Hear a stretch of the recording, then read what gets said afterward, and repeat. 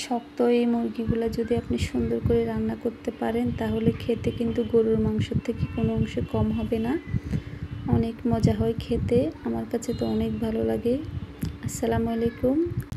আজকে আপনাদের সাথে শেয়ার করব আমি কিভাবে শক্ত এই মুরগিগুলো রান্না করি।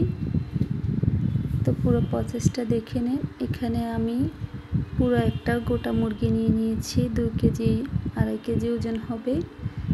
এখানে আমি হলুদের গুঁড়া, মরিচের গুঁড়া, লবণ, জিরার ধনিয়ার গুঁড়া আর সরিষার তেল, আদা রসুন বাটা আর একটু সয়া সস দিয়ে ভালো করে ম্যারিনেট করে রেখে দেব 15-20 মিনিটের জন্য।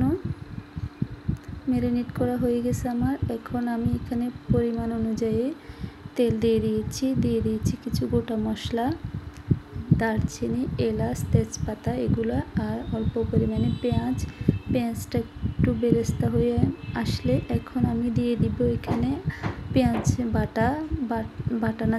আমি এটাকে থেতু করে নিয়েছি। আর এখানে দিয়ে দিয়েছি আমি আদা রসুন বাটা আর টমেটো পেস্ট।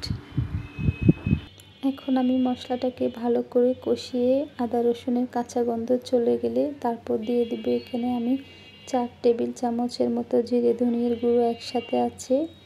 তারপর দিয়ে দিয়েছি আমি এখানে 2 চামচ মরিচের গুঁড়ো, 2 চামচ হলুদের গুঁড়ো আর মাংসের যে মশলা থাকে ওখান থেকে 2 চামচ। তারপর দিয়ে দিয়েছি পরিমাণ অনুযায়ী লবণ আর দিয়ে দিয়েছি মুরগির মাংসের যে মশলা থাকে ওখান থেকে 2-3 চামচের মতো আমি মাংসের মশলা দিয়ে দিয়েছি। এখন মশলাটাকে ভেজে আমি এখানে পানি দিয়ে দিয়েছি। পানি দিয়ে আরও কিছুক্ষণ ভেজে নিতে হবে ভালো করে, তেল উপরে ভেসে আসলে তারপর আমি দিয়ে দিয়েছি ম্যারিনেট করা মাংসগুলো দিয়ে এখন আমি ভালো করে নেড়েচেড়ে মিশিয়ে মশলার সাথে তারপর দিয়ে দিব ঢাকনা। 4-5 মিনিট কষিয়ে এখন আমি ফিরে আসছি, আবারও একটু নেড়েচেড়ে দিয়ে আবারও ডেকে দিব 10 মিনিটের জন্য। এই পর্যায়ে আমি একদম শুকিয়ে আসলে ঝোলটা কষে একদম মাংসটা প্রায় অর্ধেকটা সিদ্ধ হয়ে গেছে। এখন আমি এখানে দিয়ে দিচ্ছি ঝোলের পানি।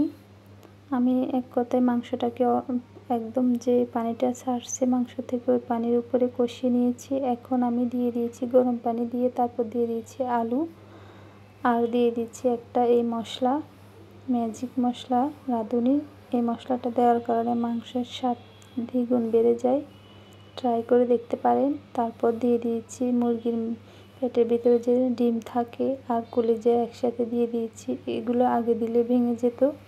আমাদের দেশে যে কত রকমের কুসংস্কার আছে, এই মুরগির পেটের ভিতরে ডিম আমি কখনো খাইনি, ফেলে দিয়েছি যত মুরগি আনতাম। এছাড়া আমার আম্মু কখনো খায়নি, এগুলো ফেলে দিয়েছে ভয়ে, এগুলো খেলে নাকি ক্ষতি হয় এরকম শুনছি আমরা ছোটোবেলা থেকে। এই পর্যায়ে আমার রান্না প্রায় শেষ। এখন আমি এখানে গরম মশলা দিয়ে দিয়েছি নামানোর আগে।